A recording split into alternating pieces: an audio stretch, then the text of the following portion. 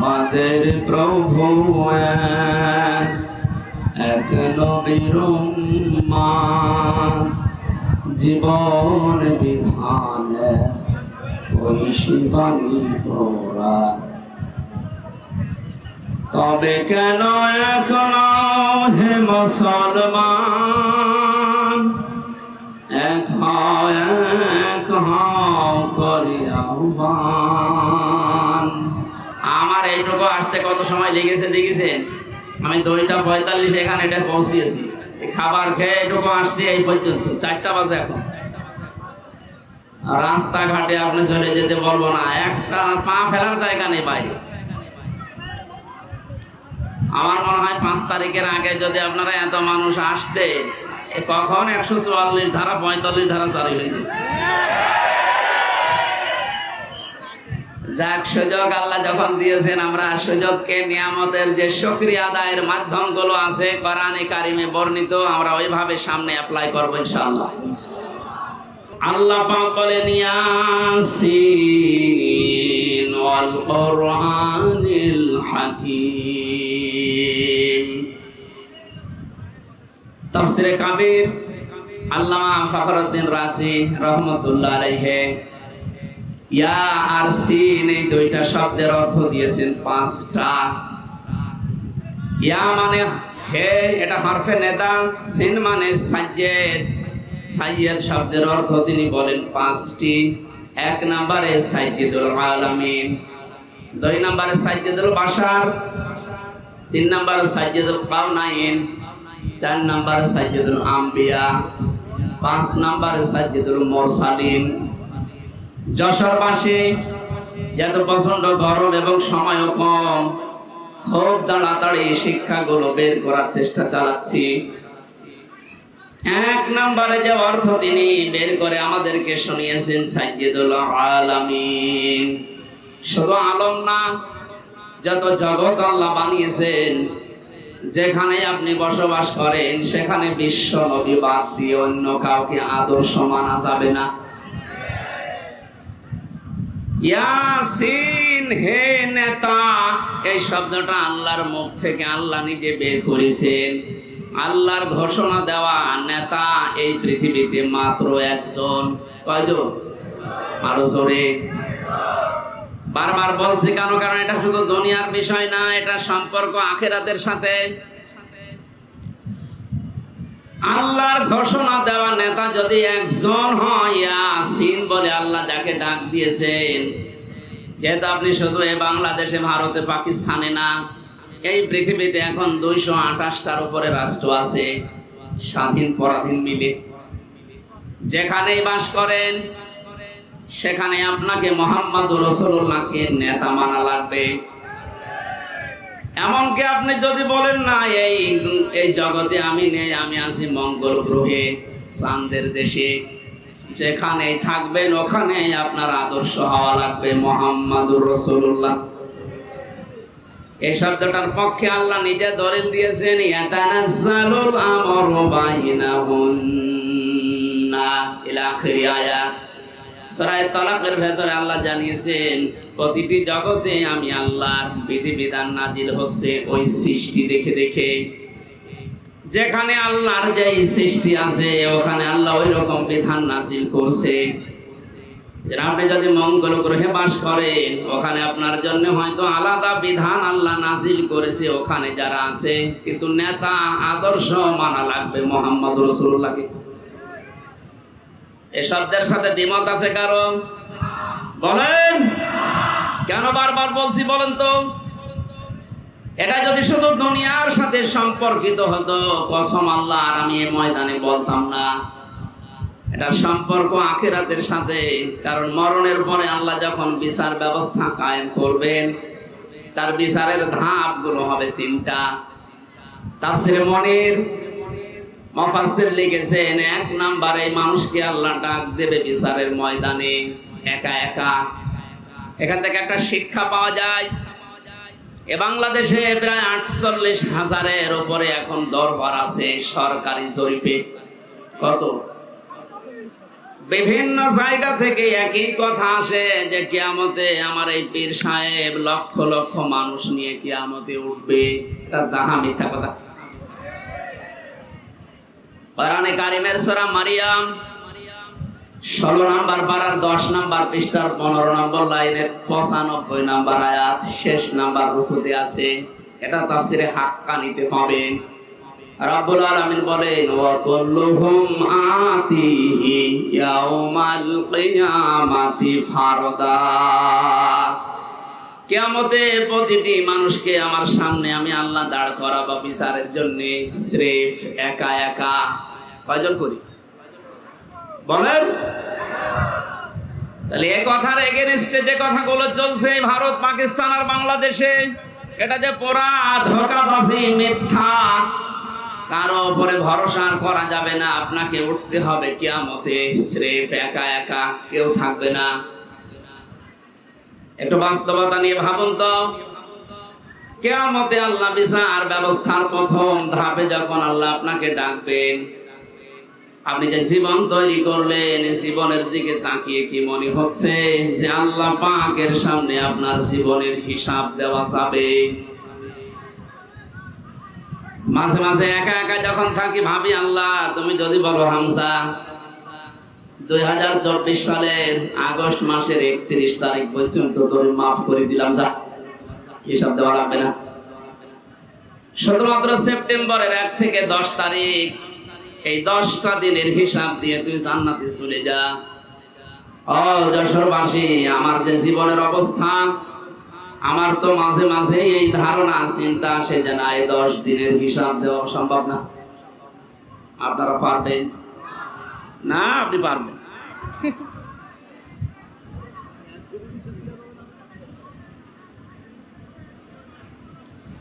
কিয়ামতের দ্বিতীয় ধাপ সেটা শুরু হবে। এবার আল্লাহর একা ডাকবে না।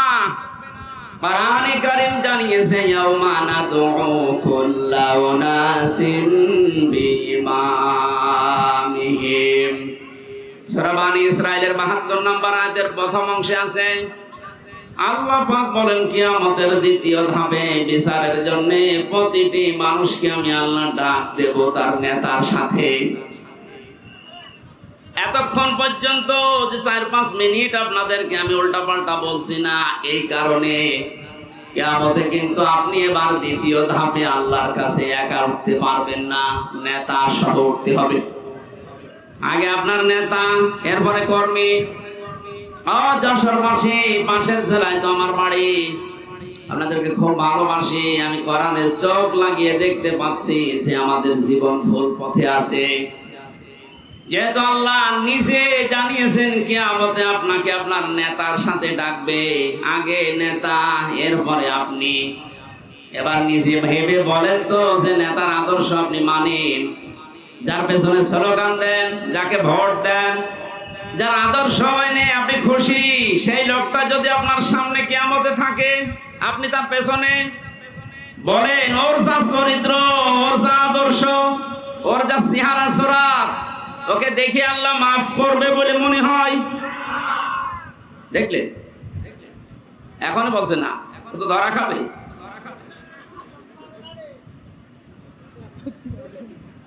এখনই যদি বলেন না, যার পেছনে আছি এরে দেখলে আল্লাহ মাফ করার কথা না, তাহলে এই মুহূর্তে আপনার সিদ্ধান্ত পাল্টাতে হবে না, নাকি আপনি ধরা খাবেন? ধরা খেতে চান? এই জন্যই আমি আহ্বান জানাচ্ছি যাদের নেতা ঠিক নেই, এখন যদি বলেন নবীজি তো নেই, আমি মানবো কাকে? কোরআনে কারীম জানিয়েছে ইয়া আইয়ুহাল্লাযীনা আমানু আতিউল্লাহা ওয়া আতিউর রাসূলা ওয়া উলিল আমরি মিনকুম ইলা আখির আয়াত। সূরা নিসা 5 নম্বর পারার 6 নম্বর পৃষ্ঠার 10 নম্বর লাইনে 59 নম্বর আয়াতে এটা প্রথম অংশে আছে। এটা তাফসীরে ফি জিলালিল কোরআনে পাবেন। সাইয়্যিদ কুতুব লিখেছেন আল্লাহ ডাক দিয়েছেন ইমানদারেরা আমাকে মেনে নাও, আমার আনুগত্য করো, আমার রাসূলের আনুগত্য করো। আর তোমাদের ভেতরে যারা উলিল আমর আছে, নেতা আছে, গরম লাগতেছে সভাপতি আপনারা তুলে নিয়ে যান, পাশে বসেন। আজকের মাহফিলের সভাপতি না, সভাপতি অসুস্থ, উনি চলে যাচ্ছে, দোয়া চেয়েছে, আমরা দোয়া করছি ইনশাআল্লাহ। যান, নিয়ে যান, এখানে আরেকজনকে বসিয়ে দেন। সুবহানাল্লাহ, আলহামদুলিল্লাহ,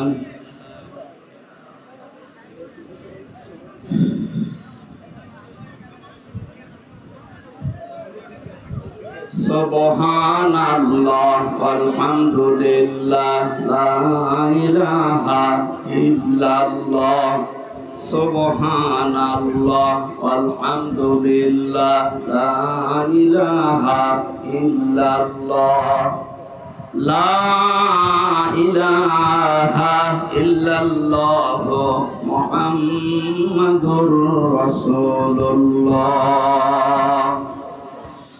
যশোরবাসী, আল্লাহ এবং রাসূলের আনুগত্য করা লাগবে, এখানে কোনো শর্ত দেওয়া যাবে না, প্রশ্ন করা যাবে না। এই জন্য আতিউ শব্দটা, এই ভার্ব, এই ক্রিয়া, এই ফেল, এটা আল্লাহ নিজের নামে, রাসূলের নামে দিয়েছেন। কিয়ামত পর্যন্ত যেহেতু রাসূলুল্লাহ দুনিয়ায় থাকবে না, এই জন্য উলিল আমর কিয়ামত পর্যন্ত আসতেই থাকবে। আল্লাহ রাসূলের পরে যদি দুনিয়ায় কাউকে আপনি আদর্শ মানতে চান, নেতা মানতে চান, সামনে রাখতে চান, দেখতে হবে ওই লোকটা আল্লাহ রাসূলকে মেনে চলে কিনা। এটা যেহেতু নফল না, মুস্তাহাব না, সুন্নাত না, এটা ফরজ। নামাজ যেভাবে ফরজ মনে করে পড়ি, আদর্শ ঠিক করাটাও আমাদের জন্য এই মুহূর্তে ফরজ, কারণ এটার সাথে আমার আখিরাত জড়িত। কথা বলে ঠিক কিনা? যাদের ঠিক নেই, আশা করছি আপনি এখনই পাঠিয়ে যাবেন। আল্লাহ রাসূলকে যে লোকটা মেনে চলে, তাকে আপনার মানা ফরজ। যে আল্লাহ রাসূলকে মানে না, তাকে মানা হারাম। এবার আপনার বিবেকের উপরে দিলাম। এই কথা শোনার পরে কারো যদি মনে হয় যে এটা তো রাজনীতি হয়ে গেল, হ্যাঁ এটাই রাজনীতি। আপনার কাছে যারা উল্টা পাল্টা মনে না হয়, এজন্য আমি আয়াত, পারা, পৃষ্ঠা, লাইন, রোকো, সূরার নাম, তাফসীরের নাম বলেছি। আপনি বাড়িতে যে মিলিয়ে দেখেন, যদি না পান আমি আর কথা বলবো না। কিন্তু যদি পান, আপনাকে মেনে নেওয়া লাগবে। কথা বলেন, আপনি নিজে পড়াশোনা করবেন না কোরআন? হামজা এত পড়াশোনা করে বলবে, আপনি মানবেনও না। কি হয়েছে, কি আপনি কি হয়েছে বলেন? আহ্বান জানাচ্ছি আপনার সাথে, যেহেতু আখিরাত সম্পর্কিত, এই জন্য আদর্শটা ইয়াসিন বলে আল্লাহ যাকে ডাক দিয়েছেন, তাকে আপনি মেনে নেবেন বলে আমার বিশ্বাস। নয়তো আপনি এত কষ্ট করে লোক দেখানোর জন্য এসেছেন। আল্লাহ আমাদের মনের অবস্থান যেন পরিবর্তন করে দেন, বলেন আমিন। এখানে একটা হাদিস মনে পড়ছে, মানিত্তাবাল হুদা বিগাইরিল কুরআন আদাল্লাহুল্লাহ। তিরমিজি শরীফের হাদিস। বিশ্ব নবী জানিয়েছেন, এই পৃথিবীতে কোরআনে কারীম যেখানে নেই, কোরআনের কর্মসূচি চলে না, এরকম কোন জায়গায় যদি কেউ ভালো হওয়ার নিয়তেও চায়, আল্লাহ নিজে তাকে দায়িত্ব নিয়ে খারাপ বানিয়ে দেয়। যশোরবাসী, শব্দের দিকে খেয়াল করেন। নবীজি দল্লা শব্দ দিতে পারতেন, দল্লা ইয়াদিল্লু, তাহলে বাংলা অর্থ আসতো। আপনি নিজেই নিজেকে খারাপ বানিয়ে ফেলেছেন। শব্দটা যেহেতু আবাল্লা ইয়াদিল্লু, বারে ফাল থেকে এসেছে, এই জন্য বাংলা অর্থ দাঁড়িয়েছে। আপনি হয়তো ভালো হওয়ার নিয়তে কোন জায়গায় গিয়েছিলেন, কোন দরে হোক, কোন দরবারে হোক, কোন আস্তানায় হোক, কোন দরগায় দুর্গায়, সেখানে বলেন আপনার নিয়ত ভালো ছিল যে আমি ভালো হব। কিন্তু কোরআনে কারীম যদি সেখানে না থাকে, কোরআনের নির্দেশনা, কর্মসূচি যদি সেখানে না পাওয়া যায়, আল্লাহ নিজে দায়িত্ব নিচ্ছেন আপনাকে গোমরা বানিয়ে দেবে। কত বড় ভয়ঙ্কর শব্দ দিয়েছেন, আল্লাহ দায়িত্ব নিচ্ছে। আর এখানে ছোট বড় কম বেশি আমরা সবাই কথা বিশ্বাস করি, হেদায়েত দেওয়ার একচ্ছত্র মালিকানা হামজার। হামজার বাবার কার? আরো বলেন জোরে। আল্লাহ ছাড়া হেদায়েত কেউ দিতে পারে? তিনি বলছেন আমি তোকে খারাপ বানাবো, যেখানে কোরআন নেই ওখানে যদি ভালো হওয়ার নিয়ে তো তুই যাস। যেহেতু ভালোবাসি আপনাদেরকে, বিভাগে আমার বাড়ি, অন্য বিভাগের লোক যেখানে যায় যাজ্ঞা, আপনারা তো যাবেন জান্নাতে। আজকে থেকে অন্তত সিদ্ধান্ত নিয়ে বাড়ি যান, কোরআন যেখানে নেই ওই দল যদি আমার বাবাও কায়েম করে আমি ওই দলে নেই। এটার সাথে একমত আছেন কারা দেখি? এই আন্দাজে হাত তুলবেন না, হাত তুলে আবার উল্টিয়ে যাবেন। ঠিক আছে, এই বসেন বসেন।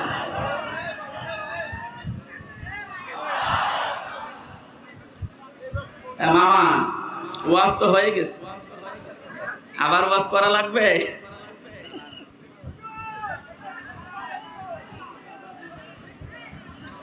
এখানে আমার মনে হয় মাথায় যাদের হালকা মগজ আছে, তার কাটা না, তারা বুঝে ফেলেছেন কোরআন যেখানে নেই ওখানে আমি যাব না। তাহলে এই দেশে কোরআন বাদ দিয়ে কোন দল থাকার কথা বলেন? এটা শুধু আজকে সামিয়ানার নিচে হাত তুলে শেষ না, এটা কিন্তু আল্লাহকে দেখিয়েছেন যে কোরআন যে দরবারে নেই ও দরবারে আমি যাব না, কোরআন যেই দলে নেই ওই দলে আমি থাকবো না। এটা মেনে নিতে পারলে আজকের এই মাহফিল সাকসেস।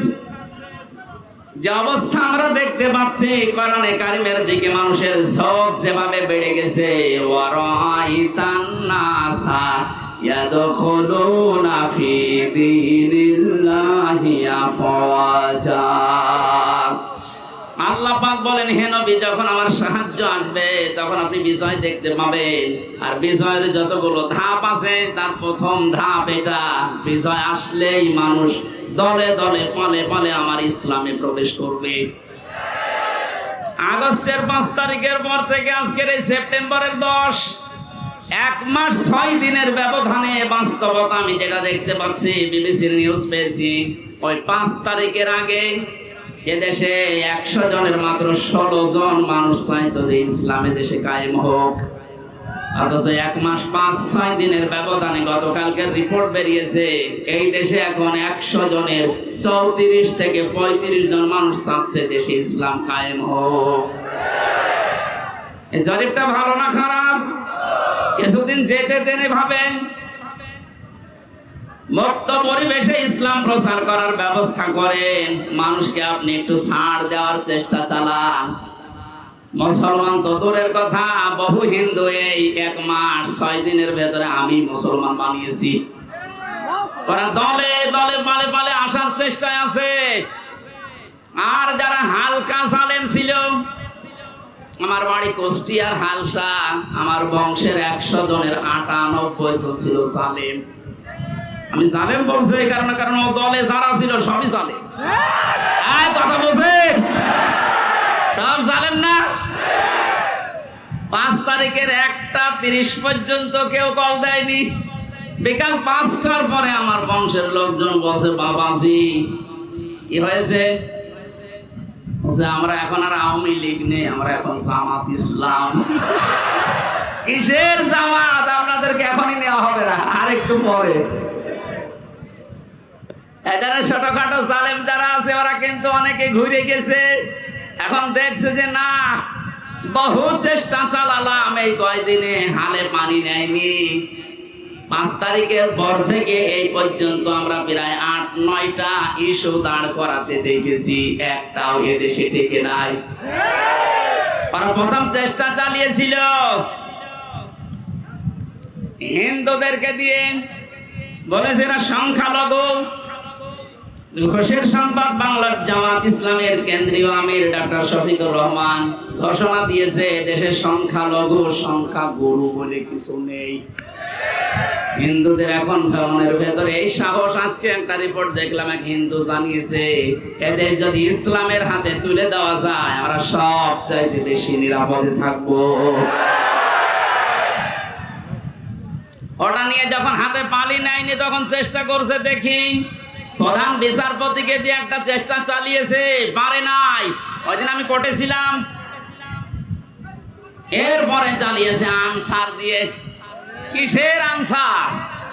কোথায় ছিলেন আপনি এতদিন? আপনার দাবি কোথায় ছিলেন 15 বছর? বলেন। 42,000 আনসার নিয়োগ দিয়েছে এই কয়েক বছরে, তার 32,000 গোপালগঞ্জে। আমরা যে এখনো 63টা জেলার লোক আছি, আমরা কি ঘাস কাটবো? ভান্ডার তো একটা শেষ থাকে। জিপিএ 5 পেয়ে আমাদের চাকরি হয় না, আর ওদের 2.2। তার মানে বোঝা যাচ্ছে যে দুর্বেশনতে আমরা ধরে ফেলেছি। আমার মনে হয় পুলিশ ছাড়া কিছুদিন যেভাবে দেশ চলেছে, পুলিশের মতো এত বড় বাহিনী ছাড়া যদি দেশ, আনসার ছাড়া এ দেশ চলবে একার দুই। কোনো দরকার নেই, বাহিনী বিলুপ্ত করে দেন। এরপরে চেষ্টা চালিয়েছে ডাক্তারদেরকে নিয়ে, পারে নাই। এখন শুনছে সামনে ওদের দুর্বিসন্ধি গার্মেন্টসের কর্মীদেরকে লাগাবে, আশা করছে হালে পানি নেবে না। জালেমদের যা চরিত্র 16 বছরে তো দেখেছি, ওরা দেখবেন গলন্দ ঘাটের এই বেশ্যাদেরকেও নামাবে। যাই করছেন কিছুতেই কিছু হবে না। অনেকে বুঝে ফেলেছেন যে না, জালেম যখন শেষ, অন্তত আমি আর জালেম হয়ে আল্লাহ টার্গেট হব না। কারণ জালেম যারা, এরা হামজার টার্গেট কার? বলেন। যশোরবাসী কান খাড়া করেন। কোরআনে কারীম জানাচ্ছে ইন্নামাস সাবিলু আলাল্লাযিনা ইয়াযলিমুনান নাস ইলা আখির আয়াত। সূরা শুরা 25 নম্বর পারার 6 নম্বর পৃষ্ঠা 13 নম্বর লাইনের 42 নম্বর আয়াতে এটা তাফসীরে ইবনে কাসিরে আছে। ব্যাখ্যা সহ বলতে গেলে অনেক সময় লাগবে, যেহেতু আমি একটা আয়াত পড়েছি একটা টার্গেট নিয়ে। আল্লাহ রাব্বুল আলামিন জানিয়েছেন, আমি নিজে মামলা দায়ের করব, নিজে কেস দেব, নিজে অভিযোগ দায়ের করব তাদের বিরুদ্ধে যারা মানুষ হয়ে মানুষের উপরে জুলুম করেছে, সামনেও করবে। এখন করছে না অনেকে জুলুম, বড় জালেম যারা, তাদের জুলুম এই 16 বছরে বন্ধ হয়ে গেলেও বাস্তবতা দেখায় 5 তারিখের পর থেকে 1 মাস 5 দিনে দেখছি অনেক মুনাফিক এখনো জুলুম থেকে থেমে নেই। আমি নিচে নামলাম না, এরপরও যদি আপনি না বোঝার ভান করে থাকেন, জালেমরা তো টার্গেট আল্লাহ, আর আপনি তো মুনাফিক ছিলেন। কোন কারণে জালেমের খাতায় আপনি নাম লেখালেন? আপনি থামবেন। আশা করছি আমরা কারো উপরে জুলুম করব না, করতেও দেব না ইনশাআল্লাহ। কারণ জালেমরা আল্লাহর মামলার আসামি, জালেমরা মামলার আসামি হামজার। বলেন বলেন, জালেমদের বিরুদ্ধে মামলা দেবে কে? আমরা সবাই জানি বাদী যত কঠিন হয়, শক্ত হয়, বড় হয়, মামলা তত কঠিন হয়। আমি যে 3টা বছর জেলে ছিলাম, জীবনও আমার জেলে থাকা লাগতো না। মা বাদী যদি সরিমদ্দি কলিমদ্দি হতো, 2 থাপ্পড় দিয়ে বের হয়ে চলে আসতাম। তো বাদী তো এমন একজন, তো থাপ্পড় দেবো কি করে? কয়েকদিন আগে আমার মামলা সব ঢিসমিস হয়ে গেছে। আমি মনে করলাম আদালতে জিজ্ঞাসা করি যে মাননীয় আদালতে 3 বছর তো মামলা আপনার কাছে ছিল, তখন তো আপনি কিছু বললেন না। আজকে আমার মামলার গ্রাউন্ড থেকে বলছেন এ কোনো মাল নেই, যা ছেড়ে দিলাম। এতদিন বলেননি তো। এই কথায় আমাকে শোনাতো যে হুজুর আমি করব কি, আমার হাত বাঁধা ছিল। বলেন হাইকোর্টের একটা বিচারপতি যদি বলে আমার হাত বাঁধা, কিছু করার নেই, ওর চেয়ারে না বসে ভ্যান চালানো ভালো না? কোথায় পৌঁছিয়েছিল এ দেশের বিভিন্ন বিভাগগুলো? কত বড় দুর্নীতিগ্রস্ত হলে বাংলাদেশের জাতীয় মসজিদের ইমামও পালিয়ে যায়। পৃথিবীর ইতিহাস তৈরি করে গেল, মসজিদের ইমাম পর্যন্ত পালিয়েছে।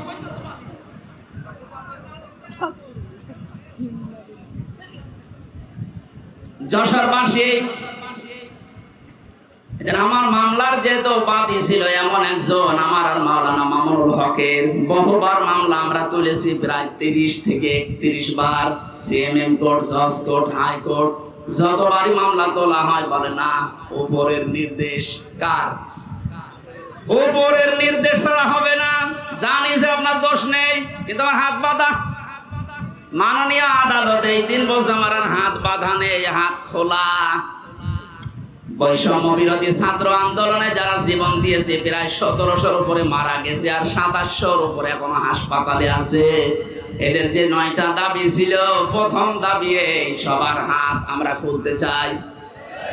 এক কথা বলেন, কারো হাত বাঁধা থাকবে না। এদেশে 1628 জন মানুষ আছে এই চেয়ারে, সব হাত বাঁধা ছিল, শুধু একটা হাত খোলা ছিল। সে যাই হোক, আপনার বলার দরকার নেই, আসলের নাম ধরা ঠিক। এই একটা হাত খোলা ছিল, বাকি 1628 জন যারা আছে সব চেয়ারের হাত বাঁধা, এখন হাত খুলে গেছে। আমরা চাই সংস্কার যখন আরম্ভ হয়েছে বাংলাদেশে, খুব তাড়াতাড়ি যারা দায়িত্বে আছেন এই 1628 জন মানুষকে পাল্টিয়ে নতুন মানুষ এখানে নিয়ে আসেন, কারণ এগুলো সব জালেমদের দোষর। প্রশাসনের আজ আমার বাড়ির নিচতলায় একজন পুলিশ ভাড়া ছিল, ও যে 5 তারিখের পর থেকে কোথায় পালিয়েছে আল্লাহ জানে, আর লাইট দিয়ে খুঁজে পাচ্ছি, ঘর যে তালা মারা, এই মারাই আছে। প্রশাসনের উপরে মানুষের আজ এই ক্ষোভ, এই রাগ, এই ঘৃণা মাত্র কয়েকটা কোলাঙ্গারের কারণে। এক কথা বলেন না কেন? বিশেষ করে এসবির যে Monirul, counter terrorism Asaduzzaman, DC Mannan, বাকিগুলোর নাম আমি ঘৃণা করি, ওদের নাম নেই না, কারণ ওগুলো মানুষ না, ওগুলো জানোয়ারের চাইতেও খারাপ। তারপরও একবার করে বলছি, এই যে বেনজির, কিসের বেনজির? বেনজির, এর কোনো নজির নেই দুনিয়ায়। এই সমস্ত হারামি খারাপি বদজাত মানুষের কারণে আজ এই যে পেছনে পুলিশ দাঁড়িয়ে আছে, দেখলেই মানুষ ঘৃণা করছে। একটা সাধারণ মানুষের কি দোষ? যাদের কারণে এই বিভাগটা নষ্ট হয়েছে প্রত্যেককেই বিচারের আওতায় আনা লাগবে। গুলির অর্ডার দিয়েছে, আরো ভিডিও করে দেখাচ্ছে, স্যার গুলি মারি একটা, মরে একটা, আর কেউ চায় না। কত বড় শয়তান! ওর বিবেক আছে?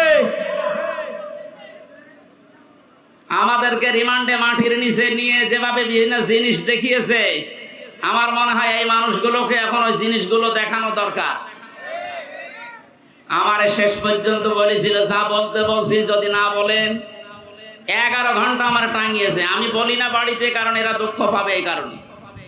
চোখ কালো কাপড় দিয়ে বেঁধে রেখে, পেছনে হাত বেঁধে, ডান্ডা বেড়ি দিয়ে, মাথায় দড়ি দিয়ে 11 ঘন্টা টাঙিয়েছে। আমার 4 ওয়াক্ত নামাজ পড়তে দেয়নি, সব ইশারায় পড়েছিলাম। এই কথা শুনতে নেই। যে মানুষগুলো এর সাথে জড়িত ছিল এখন বলছে এদের মাফ করে দেন। না, এই মানুষগুলোর কোনো মাফ নেই। জামাতের কেন্দ্রীয় আমির ডাক্তার শফিকুর রহমান জানিয়েছে, যারা নির্দিষ্ট অপরাধী এদের মাফ নেই। কথা বলেন, এদেশের 18 কোটি মানুষ যদি আপনাকে মাফ করে দেয়, ব্যারিস্টার আরমানের বউ জীবন মাফ করবে না, আমার বউ মাফ করবে না। কোন কারণে আপনি আমাকে 3 বছর আটকালেন? কোন দোষ পাননি, 3টা বছর পরে বেকসুর খালাস দিলেন, তার মানে আদালত প্রমাণ পেয়েছে যে আমি নির্দোষ, আমার কোনো দোষ নেই। এক কথা বলেন না কেন? বিনা কারণে যে আমাকে 3টা বছর আটক রাখলেন, জেলখানায় রাখলে আমি কিছু বলতাম না। এমন জায়গায় রেখেছিলেন, ফাঁসির কন্ডেম ছেলে, ওখানে থাকার উপযুক্ত আমি? কি মার্ডার মামলার আসামি? বলেন। আমার যে মামলা দিয়েছিল মূল্য চুরিও না, মূল্য চুরি করলেও শাস্তি দেয় না। আর আপনি ফাঁসির কন্ডেম ছেলে দিনের পর দিন, মাসের পর মাস, বছরের পর বছর বিচ্ছিন্ন রেখে দিয়েছে। আজ পর্যন্ত আমার মেয়েটা এখনো স্বাভাবিক হয়নি, ছোট মেয়েটা আমার কাছেও আসে না।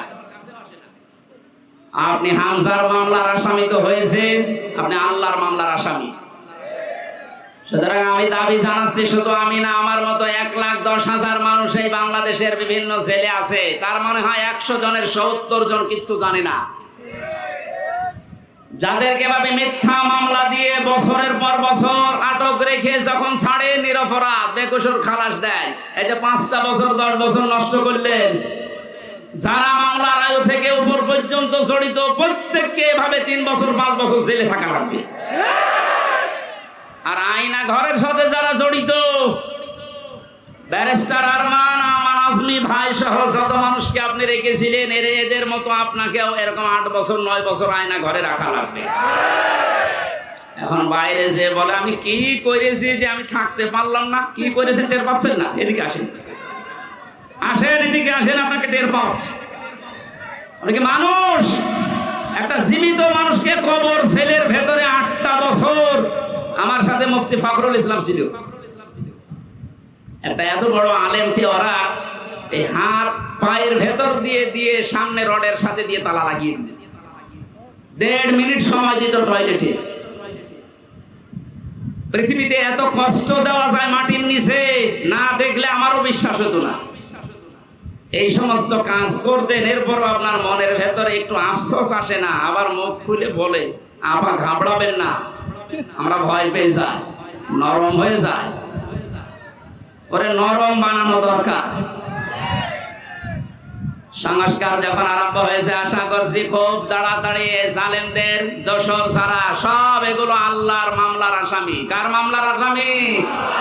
যারা আল্লাহর মামলার আসামি হয়ে গেছে এরা আল্লাহর জান্নাতে যাবে, বিশ্বাস হয়?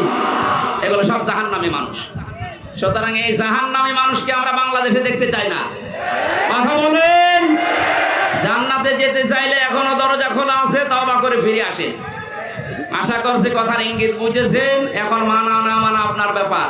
কপাল যদি ভালো থাকে ওমরের মতো ফিরে আসবে, আর যদি কপাল আবু সাহেলের মতো হয়, আমির হামজা না, এখানে নবী এসে ওয়াজ করলো, আপনার কাজ হবে। আমরা কোরআনে কারীম থেকে সূরা মুলকের 2টা মাত্র আয়াত পড়েছি, তাফসীর আকারে কথা বলছি। আর কত সময় থাকা যাবে নাকি? আসরের নামাজ শেষ হয়েছে? আমি তো জোহর আসর পড়ে এসেছি। ঠিক আছে, জবান খুলে কোরআনের এই আয়াতটা আগে পড়েন। আউযু বিল্লাহি মিনাশ শাইতানির রাজীম। বিসমিল্লাহির রহমানির রহিম। তাবারাকাল্লাযী বিয়াদিহিল মুলকু ওয়া হুয়া আলা কুল্লি শাইইন কাদির। সূরা মুলক কোন সূরা? মুলক মানে রাজত্ব। মুলক মানে কি? এই আয়াতটা, এই সূরাটা আল্লাহ নাযিল করে 30টা বিষয়ের ভেতরে দিয়েছেন। মানুষদেরকে জানাতে চেয়েছেন রাজত্বের আসল মালিক আমি আল্লাহ। মাঝে মাঝে কাউকে চেয়ারে বসাই পরীক্ষা করার জন্য। তাহলে রাজত্বের মালিক কে বলেন তো? কুলিল্লাহুম্মা মালিকাল মুলকি তুতিল মুলকা মান তাশা ওয়া তানজিউল মুলকা মিম্মান তাশা ইলা আখিরি আয়াত। রব্বুল আলামিন বলেন পৃথিবীর মানুষকে আপনি জানিয়ে দেন রাজত্বের মালিক আমি আল্লাহ। যাকে ইচ্ছা এটা দান করি, যাকে ইচ্ছা ওখান থেকে নামিয়ে দেয়। তাহলে এই বিশ্বাস যারা করে যে রাজত্বের আসল মালিক আল্লাহ, এখানে বসলে কোনোদিন তার ভেতরের অহংকার আসবে না। অহংকার এসেছিল বলে অনেককে আল্লাহ ধ্বংস করেছে অতীতে, এখনো করছে। কিয়ামত পর্যন্ত অহংকারীকে আল্লাহ নিজে ধ্বংস করবেন। সুতরাং এদের থেকে আমাদের শিক্ষার বিষয়ে, সামনে যারা এই পৃথিবীতে আসবে ক্ষমতার চেয়ারে, তারা যেন অহংকার না করে। এই জন্য আমি মুলক পড়েছি। আল্লাহ ঘোষণা দিচ্ছেন এবার, তাবারাকাল্লাযী, বরকতময়, সমস্ত আয়েব থেকে, অক্ষমতা, দুর্বলতা, সমস্ত দোষ ত্রুটি থেকে মুক্ত ওই আল্লাহ। বিয়াদিহিল মুলক, যার কুদরতি হাতের ভেতরে সব কিছু রাজত্ব লুকিয়ে আছে। ওয়া আলা কুল্লি শাইইন কাদির। আল্লাহ পাক বলেন পৃথিবীর সব কিছুর উপরে একচ্ছত্র ক্ষমতা চলে আমি আল্লাহর। জোরে বলেন সুবহানাল্লাহ। এই আয়াতটা যাদের ভেতরে যত বেশি দৃঢ়ভাবে বিশ্বাসযোগ্য মনে হয়েছে, তাদের জীবন দেখবেন তত বিনম্র, নম্র এবং ছোট। এভাবে নিজের জীবনকে তারা চালাতে চায়। যারা বিশ্বাস করে যে না, সব কিছুর উপরে একজন ক্ষমতা চালাচ্ছে, এ মানুষটা জীবনেও কোনোদিন অহংকারী, তাকাব্বুরি নিজের ভেতর থেকে প্রকাশ করতে পারবে না। আল্লাহ এরকম বান্দাদের ভেতরে আমাদেরকে শামিল করেন, বলেন আমিন। এতক্ষণ পর্যন্ত আল্লাহ নিজের পরিচয় তুলে ধরছিলেন, বড়ত্বের, মহত্বের, বিশালত্বের। হঠাৎ তিনি আলোচনার ধরন পাল্টিয়ে ফেললেন। আল্লাযী খালাকাল মাউতা ওয়াল হায়াতা লিয়াবলুয়াকুম আইয়ুকুম আহসানু আমালা। আমি এই যে তাবারাকার ব্যাখ্যায় হাজার হাজার শব্দ ইবনে কাসির আর ফি জিলালিল কোরআনে পেয়েছি। আল্লাহর বড়ত্বের কথা, মহত্বের কথা, বিশালত্বের কথা তিনি দিয়ে সেখানে বর্ণনা দিয়েছেন। এগুলো আমি আবার দিয়ে কেন এই আয়াতে আসলাম? আল্লাহ জানিয়েছেন আমার আয়াতের ধরন পাল্টানোর, আলোচনার ধরন পাল্টানোর উদ্দেশ্য এই, আমি মানুষকে এখন একটা গুরুত্বপূর্ণ বিষয় আরো জানাতে চাচ্ছি। তিনি সে আল্লাহ যিনি তার বান্দাদের হায়াত আর মওত এই দুইটা তৈরি করার পরে দুনিয়ায় পাঠিয়ে দিলেন। তিনি দেখতে চান তোমাদের ভেতরে কে ভালো কাজ করে তার কাছে যেতে পারে। এবার আসেন আয়াত থেকে আমরা শিক্ষা নেই। আল্লাযী খালাকাল মাউতা, আল্লাহ আগে দিয়েছেন যে আমি আগে মাউত বানিয়েছি। ও পৃথিবীর মানুষেরা, এই আয়াতটা আমাদেরকে ডাক দিয়ে এটাই বোঝাতে চায়, শিক্ষা দিতে চায়। পৃথিবীবাসী যত উপরে ওঠো না কেন, এই চিন্তা করবা যে মরা লাগবে। যশোরবাসী, এই চিন্তা যদি মানুষের ভেতরে খুব বেশি আসে, ওর অন্তর পরিচ্ছন্ন হয়। পৃথিবীতে পাপ কাজ কম করার জন্য, অন্যায় ছেড়ে দেওয়ার জন্য মরণের কথা স্মরণ করা খুব কার্যকর। নবীজি জানিয়েছেন অন্তর যদি কেউ পরিষ্কার করতে চায়, দুইটা বিষয় তাকে দিলাম। এক নম্বরে বেশি বেশি মওতকে স্মরণ করবা, জীবন পরিচ্ছন্ন হবে। দুই নম্বরে আল্লাহর কালাম নিয়ে চিন্তা ভাবনা করবা, পড়বা। জোরে বলেন আমিন। এজন্য আমাদের জীবন পরিচ্ছন্ন করার জন্য আয়াতটা সামনে রাখা দরকার যে আমি যত উপরে উঠি না কেন, যত কিছুর সম্পদের মালিক হই না কেন, আমাকে মরা লাগবে। কি করা লাগবে? আরো জোরে বলে। দুই নম্বর শব্দ হচ্ছে হায়াতা, আমি হায়াত বানিয়েছি। তাফসিরে মুফাসসির বলেন হায়াত প্রধানত 5 প্রকার হয়। এক নম্বরের হায়াতের নাম আমরা যেটা পার করে ফেলেছি, আলমে আরওয়াহ, রূহের জগতের যে হায়াত ছিল ওটা শেষ হয়ে গেছে আমাদের। দ্বিতীয় নম্বরে আমরা এসেছিলাম আলমে বুতুন, মায়ের পেটের হায়াতের ভেতরে 10 মাস 10 দিন ছিলাম। এবার 3 নাম্বার যেটা এখন আছে আলমে দুনিয়া, এখানে নির্ধারিত সময় একটা আছে আমাদের জন্য। এরপরে আরেকটা শুরু হবে আলমে বারজাখ, আলমে কবরের জগৎ, নির্ধারিত সময় ওখানে থাকবে। 5ম নম্বর যেটা শুরু হবে আর কোনোদিন শেষ হবে না, আলমে আখিরাত। আগের 2টা শেষ করে ফেলেছি, সামনে 2টা বাকি আছে, মাঝখানেরটাই আছে। তার মানে বোঝা যাচ্ছে আগে যেহেতু 2টা শেষ হয়ে গেছে, সামনে 2টা আছে, মাঝখানের এটা মাস্ট বি একদিন না একদিন শেষ হবে। কথা বলেন না কেন? এই জন্য আমাদের উচিত এই হায়াতের জীবন থেকে মূল শিক্ষা এটা, যেহেতু আল্লাহ ছোট্ট হায়াত দিয়ে একটা বিষয় আমাদের কাছে নিতে চান, লিয়াবলুয়াকুম আইয়ুকুম আহসানু আমালা। আমি আল্লাহ দেখতে চাই তোমাদেরকে পরীক্ষা করে দুনিয়ার জীবন থেকে কে ভালো কাজ করে আমার কাছে আসতে পারো। আল্লাহ কিন্তু আকসারু আমালা দেননি যে আমি বেশি বেশি কাজ চাই, না, আহসানু আমালা, আমি ভালো কাজ চাই। এই 16 বছরে যতগুলো কাজ আমরা আঞ্জাম দিতে দেখেছি, বাস্তবতায় অধিকাংশ কাজগুলো দেখেছি বেশি বেশি, কিন্তু কাজ ভালো হয়নি। এর বাস্তব প্রমাণ কুষ্টিয়ার মেডিকেল কলেজ এত টাকা পয়সা খরচ করে এত বিশাল এরিয়া নিয়ে বানিয়েছে, কাজটা বেশি আমরা দেখতে পেয়েছি কিন্তু কাজটা ভালো হয়নি, বানানোর আগেই ধসে পড়ে গেছে। বলেন নাউজুবিল্লাহ। শুধু কুষ্টিয়ার মেডিকেল কলেজ না, বাংলার এই জমিনে যত বড় বড় প্রকল্পগুলো, যত বড় বড় কাজগুলো আমরা দেখতে পেয়েছি, কোরআনের আয়াত অনুযায়ী কাজ হয়েছে বেশি কিন্তু কাজ ভালো হয়নি। আর আল্লাহ বলেন আমি বেশি কাজ চাই না, আমি ভালো কাজ চাই। কি কাজ? বলেন বলেন। এখান থেকে একটা শিক্ষা পেয়েছি তাফসিরে, এটা আমি পেয়েছি ফি জিলালিল কোরআনে। আল্লামা মামুনুল হক আমার পাশের রুমে ছিল 3টা বছর। ওনাকে নিয়ে শব্দগুলো আমি বারবার জিজ্ঞাসা করেছিলাম। আল্লাহ ভালো কাজ চান, কাজ দিয়ে উনি কি করবেন? এত আমরা এখানে সবাই জানি আমাদের যে ধাপগুলো আছে মরণের পরে, মরণ আছে, কবর আছে, হাসর আছে, মিজান আছে। কি আছে? মিজান। বলেন বলেন। মিজানের যে পাল্লার কথা আমরা জানি সবাই, কিয়ামতে আল্লাহ আমাদেরকে মাপ দেবেন মিজানের পাল্লায়। আমাদেরকে যে মাপ দেবেন কিসের পাল্লায়? আরো জোরে বলেন। মিজান মানে দাড়ি পাল্লা অনেকেই মনে করেন না। মিজান মানে মানদণ্ড, ন্যায় বিচারের মানদণ্ড। হাইকোর্টের সামনে দেখবেন একটা দাড়ি পাল্লা টাঙানো আছে, দেখেননি কোনোদিন? ওটা একদিকে মনে হয় ঝুলিয়ে থাকে, দুই দিকে সমান।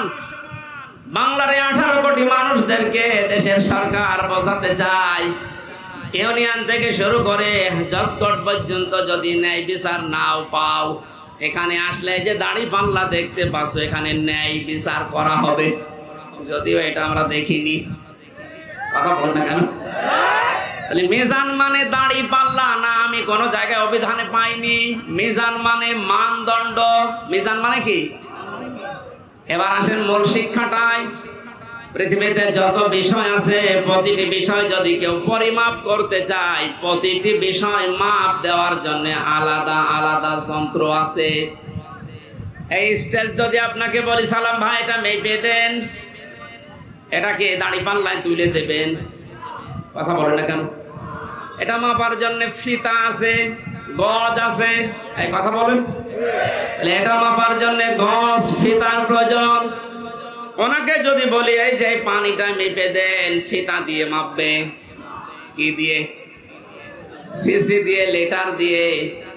যদি বলি চাল মেপে দেন, উনি চাল কি গজ দিয়ে মাপবে। কি দিয়ে? কেজি দিয়ে, স্ট্যান্ড দিয়ে।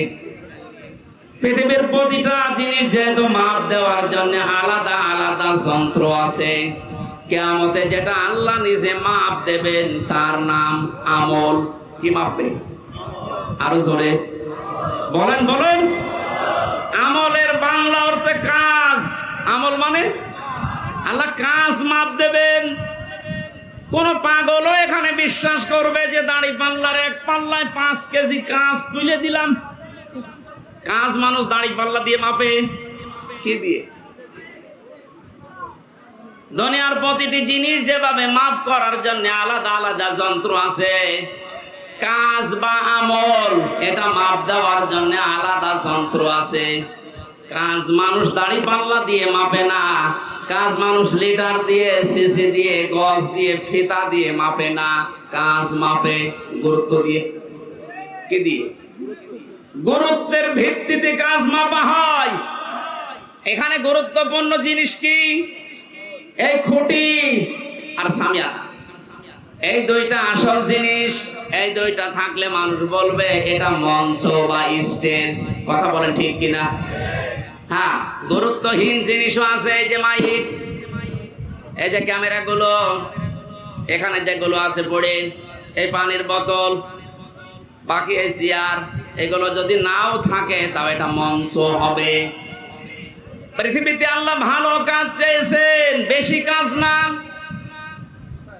গুরুত্বপূর্ণ কাজগুলো যদি আপনার জীবনে না থাকে, গুরুত্বহীন কাজ দিয়ে যদি দুনিয়ার জীবন আপনি ভরপুর করে ফেলেন, কিয়ামতে আল্লাহ যখন মাপবে গুরুত্বপূর্ণ জিনিস পাবে না, গুরুত্বহীন জিনিস দিয়ে ভরে যাবে। আপনার জীবনের এই মাপ হবে শূন্য বা জিরো।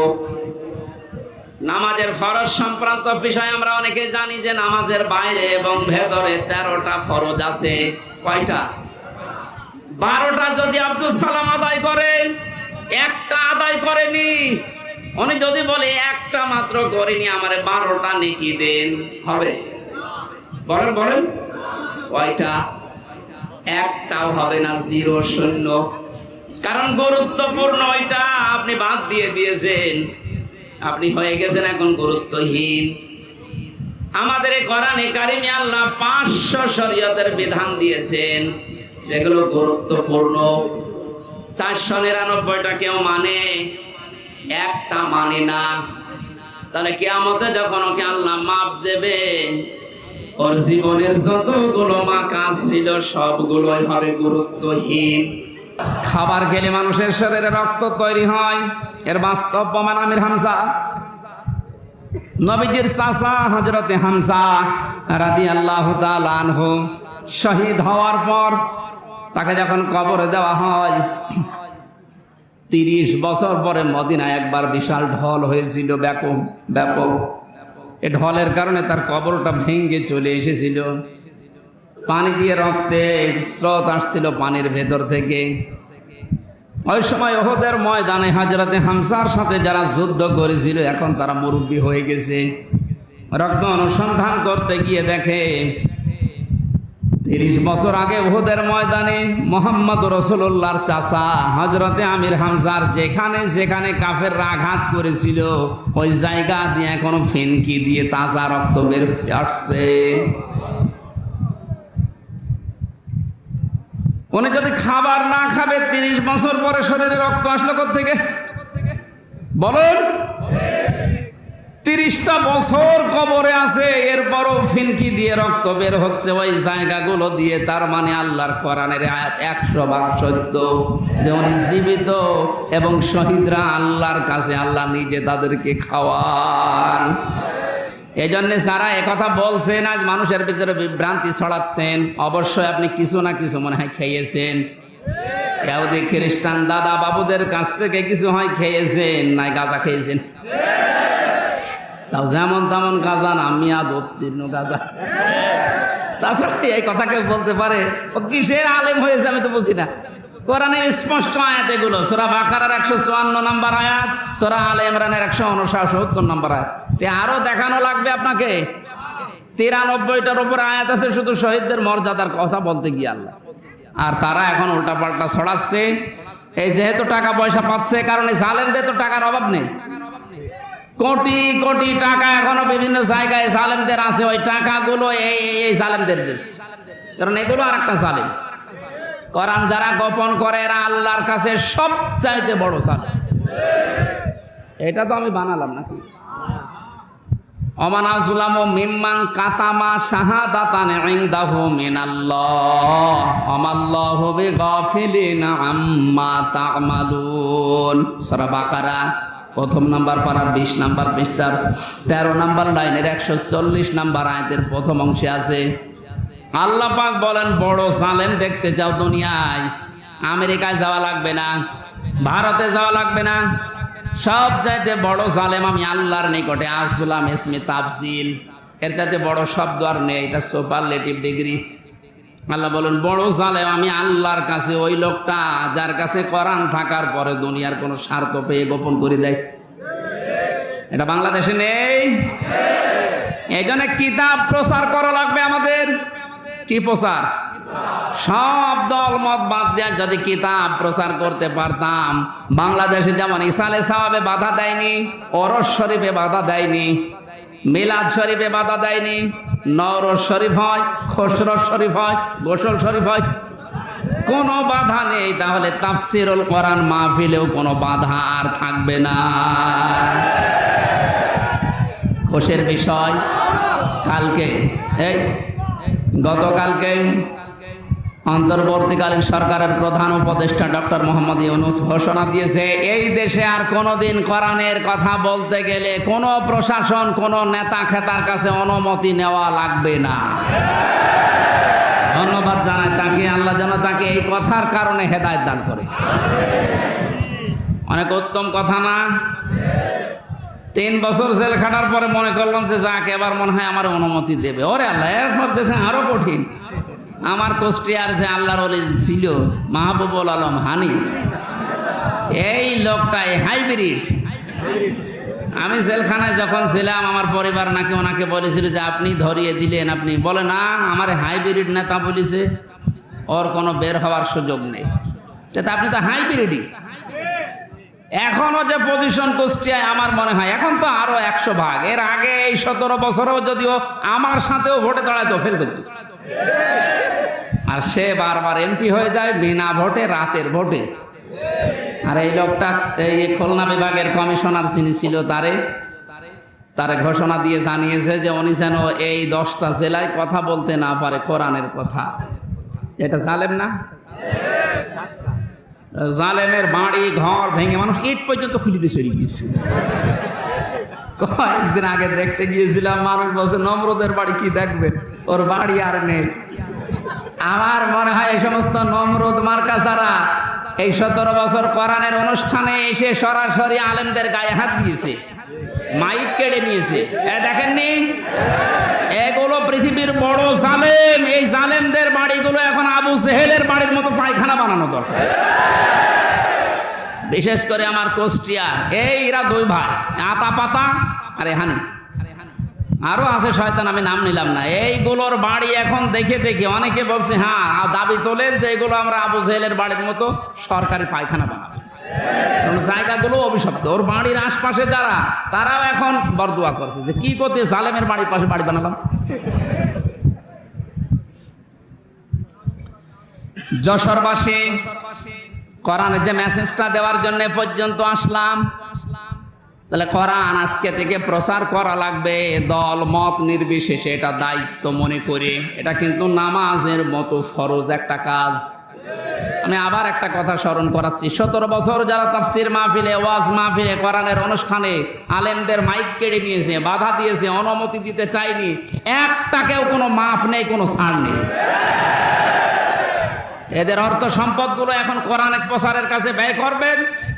আর এদের ওই বাড়ি ঘর জায়গা জমি যেগুলো আছে ওগুলো তো অভিশপ্ত জায়গা, ও জনগণের জন্য টয়লেট বানানো লাগবে।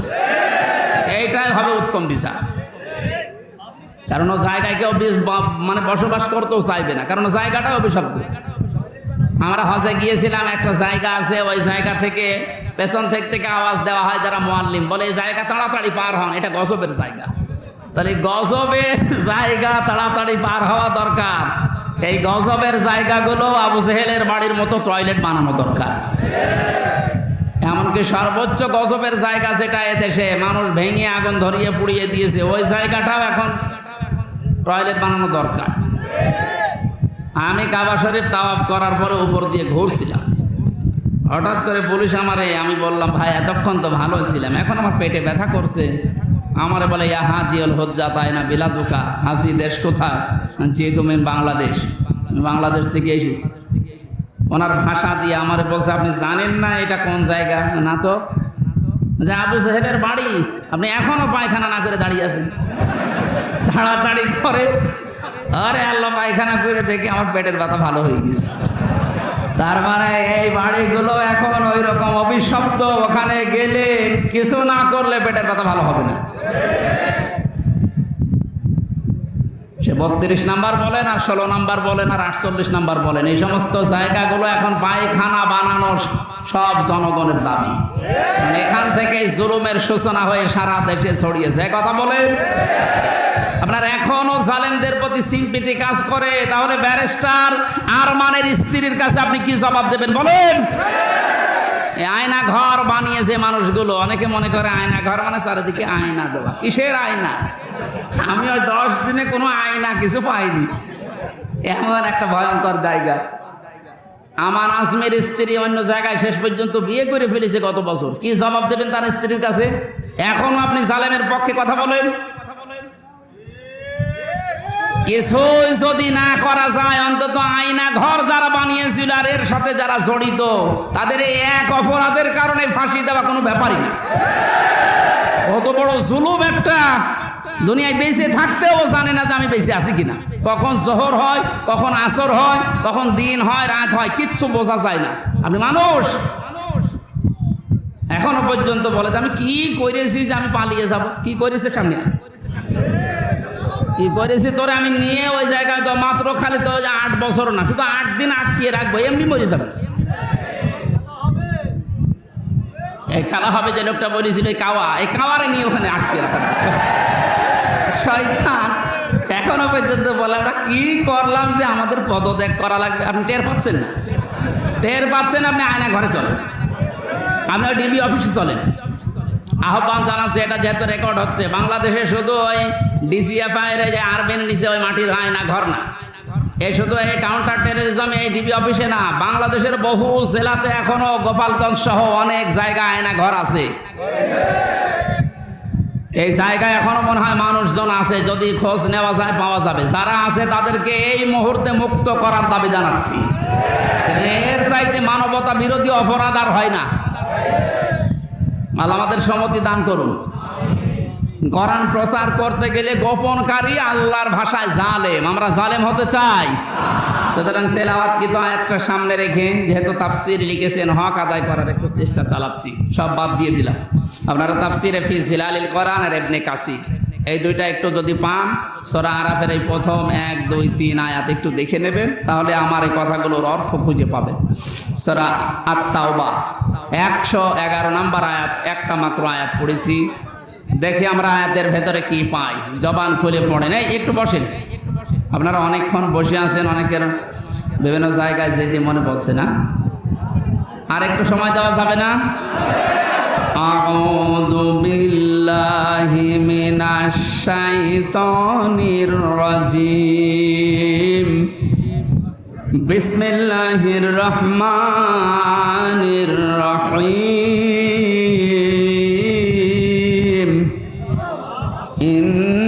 ইন্নাল্লাহা আশতারা মিনাল মুমিনিনা আনফুসাহুম ওয়া আমওয়ালাহুম বিআন্না লাহুমুল জান্নাহ। সাদাকাল্লাহুল আযীম। আল্লাহ পাক বলেন, অবশ্যই আমি আল্লাহ, এই আল্লাহর কথা শোনাচ্ছি, খুব খেয়াল করি। অবশ্যই আমি আল্লাহ কিনে নিয়েছি, ক্রয় করে নিয়েছি মুমিনদের কাছ থেকে, তাদের জান এবং মাল বিনিময়ে তাদেরকে জান্নাত দিয়ে দিয়েছি। 4টা কথা পেয়েছি আয়াতে। কয়টা? আপনারা শুনছেন তো? এখানে সরাসরি কিনা বেচা চলছে। কিনতে চাচ্ছেন কে? তাহলে এখানে ক্রেতার নাম কি বলেন? আরো জোরে বলেন। বিক্রেতাকে? না না, আমরা না, মুমিনরা। কারা?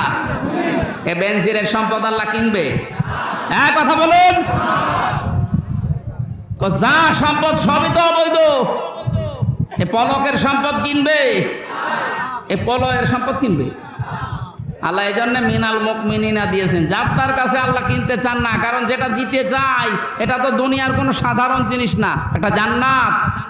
সে জান্নাতের একটা শিকের মূল্য তামাম বিক্রি করলে হবে না, এরকম একটা দামি জিনিস দিয়ে আল্লাহ কিনতে চাচ্ছেন। সবারটা না, মিনাল মুমিনিনা না দিয়ে আল্লাহ যদি মিনাল মুনাফিকিনা দিত, তাহলে এদেশে সবারটা আল্লাহ কিন্তু। কথা বলেন না কেন? এই জন্য আল্লাহ কিনতে চান সরাসরি মুমিনেরটা। কারটা? এদেশে মুমিন এখন কম না বেশি? দিন দিন বাড়তেছে। 5 তারিখ পর্যন্ত মুমিন মাত্র এই দেশে কোরআন আর হাদিস অনুযায়ী মাত্র 20% ছিল। এই 5 থেকে আজ 21, এই কয়দিন? এই 16 দিনে অলরেডি একটা জরিপ পেলাম, 35 ভাগের উপরে মানুষ এই দেশে আছে এখন যারা ইসলাম রাষ্ট্রীয়ভাবে চাচ্ছে। যেভাবে শুরু হয়েছে আমার তো মনে হচ্ছে এভাবে যদি কিছুদিন চলতে থাকে 51 ভাগ তৈরি হতে আর বেশি দিন লাগবে না। কারণ এটা কোরআনের নির্দেশ, আরাইতান নাসা ইয়াদখুলুনা ফি দীনিল্লাহি আফওয়াজা। হে নবী, আপনি যখন দেখবেন যে আল্লাহর সাহায্য এসে গেছে, বিজয় তখন পাবেন, আর বিজয় হলে দলে দলে মানুষ ইসলামে প্রবেশ করবে।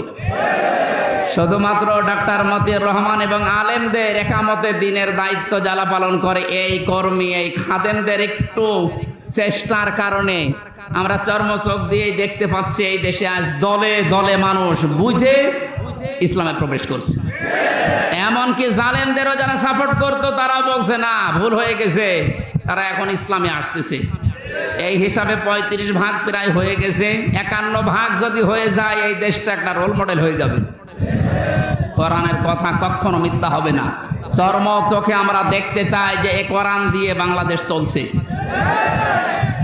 এই 16 দিনে যদি 20 থেকে 35-15 ভাগ বেড়ে যায়, আর 20 দিন সময় দেন, 51 ভাগ পার হয়ে যাবে ইনশাআল্লাহ।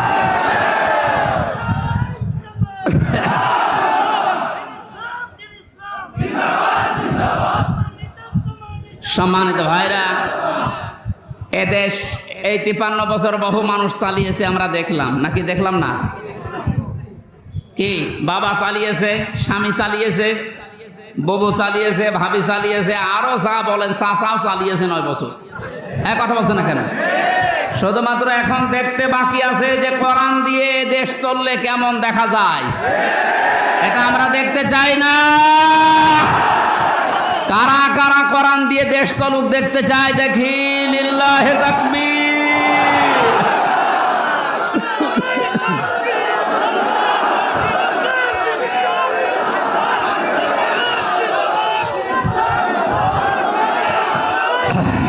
আলহামদুলিল্লাহ ভাই, ঠিক আছে। হাত তুলেছেন আল্লাহর জন্যে তো নাকি লোক দেখানোর জন্যে? এটা যেন আল্লাহর জন্য হয়। সামনে সময় আসলে আপনি এই হাতটা দেখাবেন যে আমি হাত তুলেছিলাম, কোরআন যেন কায়েম হয়। আর কোরআন তো ফেরেশতারা এসে কায়েম করে দিয়ে যাবে। বলেন, অন্যান্য ধর্মের যারা আছেন অনেকে ভয় পান যে আমাদের কি হবে। কি হবে মানে আপনারা আরো আরামে থাকবেন। যে জুলুমের শিকার হয়েছিলেন, জালেমরা মন্দির ভেঙে দোষ দেয় মুসলমানদের। সুতরাং এইটা আর হবে না যদি এইটা থাকে। ওয়ালা তাসুব্বুল্লাযীনা ইয়াদউনা মিন দুনিল্লাহ, আল্লাহ বলেন কোন হিন্দুর দেবতাকে পর্যন্ত গালি দিবা না। যেখানে দেবতাকে গালি দেওয়া নিষেধ সেখানে মন্দির ভাঙা জায়েজ হবে? এটা আপনি কায়েম করতে দেন এই দেশে। আপনি অন্য ধর্মের তাই কি আপনি এটার পক্ষে আসেন, আপনিও নিরাপদে থাকবেন ইনশাআল্লাহ। ডাক্তার শফিকুর রহমান আজকে ঘোষণা দিয়েছে কোরআনে কারিম যদি সত্যি এই দেশে কায়েম হয়, মেয়েরা যে উল্টাপাল্টা ধারণা করে ধারণা একটাও থাকবে না, সবচাইতে বড় নিরাপদে থাকবে তারা। মেয়েদের কোনো গ্যারান্টি পাওয়া যাচ্ছে না, নিরাপদে থাকবেন আপনারা। এই জন্য ওই জায়গায় যদি যেতে হয় 100 জনের 51 জন মানুষ লাগবে। 100 জনের কতজন? 51 জনের ভেতরে যদি এই যশোর, কেশবপুর, মনিরামপুরে কেউ আসে, ফিরিয়ে দেবেন? অবশ্যই আপনাকে চেষ্টা করা লাগবে। আপনি এইটার পক্ষে আছেন, কারণ এইটা যদি ওখানে যায় আপনি নিরাপদে থাকবেন মায়ের কোলে শিশুর মতো। আল্লামা দেলাওয়ার হোসেন সাঈদী রহমতুল্লাহ আলাইহি ওনার এলাকায় যখন তাফসির মাহফিলে যেতাম পিরোজপুরের, হিন্দুরা পর্যন্ত, আমি তো যেতাম ওই সময় বাসে অথবা এ করিমন নসিমন, এই সময় গাড়ি তো ছিল না। ওই সময় যে রিকশায় উঠতাম, ভ্যানে উঠতাম, হিন্দুরে জিজ্ঞাসা করলে বলতো আমরা আসি এই মাওলানা থাকাকালীন মায়ের কোলে যেমন শিশু থাকে ঠিক ওইরকম আছে। একটা হিন্দু যদি আলেমের পক্ষে কথা বলতে পারে, অথচ এই দেশের বহু মুসলমান নামধারী জালেম এই আলেমের ফাঁসিস। তার ভেতরে অবৈধ বিচারপতি মানিক একজন, শাহরিয়ার কবির একজন, জাফর ইকবাল। কথা বলছে না কেন? এগুলো মানুষ নামে কলঙ্ক না? আজকে এই শয়তানদের নামে দেখলাম কে যেন মামলা দিয়েছে। একটা দিলে হবে না, এদের নামে 1000 করে মামলা দেওয়া লাগবে। বহু শয়তানি করেছে এই 17 বছর। ব্যারিস্টার সমানত মানুষের ভেতরে পড়ে, ধোকাবাজ। 3 তারিখ 2 তারিখ পর্যন্ত বলছিল জীবন গেলেও পালাবো না, 4 তারিখে পালিয়েছিল। কি শয়তানের শয়তান! এখন বাইরে যে লাইভ করছে যে আমার ভুল হয়ে গেছে, আমি মাপ চাই। কিসের মাপ? তুই এদিকে আয়, তোর গোড়া থেকে কেটে বাদ দেওয়া হবে। তুই যে কত বড় শয়তান! সম্মানিত ভাইরা, এই জন্য আল্লাহ যার তার তা যেহেতু কিনতে চাচ্ছেন না, আমাদের আগে মমিন হওয়া লাগবে। কি হওয়া লাগবে বলেন তো? নবীজিকে প্রশ্ন করা হয়েছে, হে নবী, মমিন আমি বসবো কি করে? আল্লাহর নবী বলেন, ইদা সাররাতকা হাসানাতুকা ওয়া সাআতকা সাজ্জিয়াতুকা ফাহুয়া মুমিন। তোমার যখন ভালো কাজগুলো আনন্দ দেবে, যে আমার ভালো লাগছে, ভালো কাজ করলে আমার আনন্দ লাগে, আমি সুখ পাই। আর অন্যায় কাজ দেখলেই তোমার কষ্ট লাগবে, জালেমদের কথা বললেই তোমার কাছে কষ্ট লাগবে, তখন বুঝবে যে তোমার ভিতরে ঈমান আছে। সুতরাং আজ আপনি ঈমান আছে কিনা কাবা শরীফের ইমামের কাছে জিজ্ঞাসা করা লাগবে না, নিজের কাছে জিজ্ঞাসা করেন। ভালো কাজ দেখলেই ভালো লাগবে, অন্যায় দেখলে আপনার কাছে কষ্ট লাগবে, বুঝবেন আপনার ছিটা ফোটা হলেও ঈমান আছে। আর যদি ভালো কাজ দেখলে আপনার আর রাগ হয়, অন্যায় কাজ দেখলে যদি আপনার কষ্ট না লাগে, আপনি হজ করতে পারেন এ দরবেশের মতো, আপনার ঈমান নেই। আমি 16 সালে হজে গিয়েছিলাম, ওই সময় শুনেছি দরবেশ কাবার পাশে ওই যে টাওয়ার আছে, ওই টাওয়ারে আছে। এই যে এবারও গিয়েছিলাম ওমরায়, শুনলাম দরবেশ নাকি ওখানে আছে, একেবারে সব সময় কাবার পাশে টাওয়ারে থাকে, সময় কাবা দেখে। তো বাংলাদেশ সবচাইতে বেশি টাকা আত্মসাৎ করেছে শয়তান। 32,000 29,000 কোটির উপরে, একটু না 29,000 টাকা কোটি টাকার উপরে খরচ হয়েছে পদ্মা সেতু বানাতে। কেউ কেউ বলেছে 32,000। আর ওই শয়তানের এক ব্যাংকে টাকা আছে বাইরের দেশে 32-36,000 কোটি টাকা। টাকাগুলো যদি এখন ফেরত নিয়ে আসা যায়, আর একটা পদ্মা সেতু বানানো যাবে। যারা আজ খালি চিল্লা তোদের নিজের টাকায় পদ্মা সেতু, তোমার বাবার টাকা। টাকাগুলো সব এইভাবে আত্মসাৎ করে করে বাইরে পাঠিয়েছে, বেগমপাড়া বানিয়েছে, আর এদিকে বলে যে একটা সেতু বানাতে পারে না। এখনো 4-5টা সেতু বানানোর টাকা ব্যাংকে পড়ে আছে শুধু এই শয়তানদের। ডক্টর মোহাম্মদ ইউনূস সহ যারা দায়িত্বে আছেন আরো কঠোর হওয়া লাগবে। এই শয়তানদের টাকাগুলো নিয়ে এসে এখন জনগণের কাজে লাগেন। এই রাস্তা দিয়ে আসা যাচ্ছে না, এই রাস্তা তো সোনায় সোহাগা হওয়া লাগবে। পালিয়েছে এই যশোর, কেশবপুর, মনিরামপুর সহ যারা, অনেকেই পালিয়েছে। এদের টাকা পয়সাগুলো এখন রাস্তায় ঢালা দরকার নেই। রাস্তা এখন মানুষ, আমাদের গাড়ি আসতে পারিনি, আমি মোটরসাইকেলে আসলাম। এই জন্য আমাদের উচিত হচ্ছে, আল্লাহ যেহেতু যাত্রাটা কিনতে চাচ্ছেন না শুধু মমিনটের, এই জন্য আমরা মমিন হতে চাই। আপনি দেখবেন আপনি মমিন আছে কিনা। ভালো কাজ দেখলে আপনার আনন্দ লাগবে, অন্যায় দেখলে আপনার খারাপ লাগবে। প্রথমে আল্লাহ কিনতে চেয়েছেন দাম হিসাবে, যেটা আপনি দিয়ে কিনবেন তার 1 নম্বরে আনফুসাহুম ওয়া আমওয়ালাহুম, জান এবং মাল। জান কিনতে চান আল্লাহ। যেহেতু আল্লাহ পাক নিজে এখানে ক্রেতা, অবশ্যই তিনি দেখে শুনে কিনবেন। পচা, অবৈধ, নাপাক এরকম জিনিস কিনবেন। এই জন্য আমাদের জীবন যেন নাপাক হয়ে না যায় জালেমদের মতো। আমাদের জীবন যেন অবৈধ হয়ে না যায়, আমাদের জীবন যেন উল্টাপাল্টা লাইনে চলে নষ্ট হয়ে না যায়, পয়সে না যায়। পাক পবিত্র তাজা টাটকা জীবন আমরা তৈরি করতে চাই। জীবন যদি কেউ পবিত্র করতে চায় তাহলে 2টা পদ্ধতি আছে। 1 নম্বরে তার জীবনে কোরআন থাকা লাগবে, 2 নম্বরে তার জীবনটা রাসূলের পাবন্দি হওয়া লাগবে।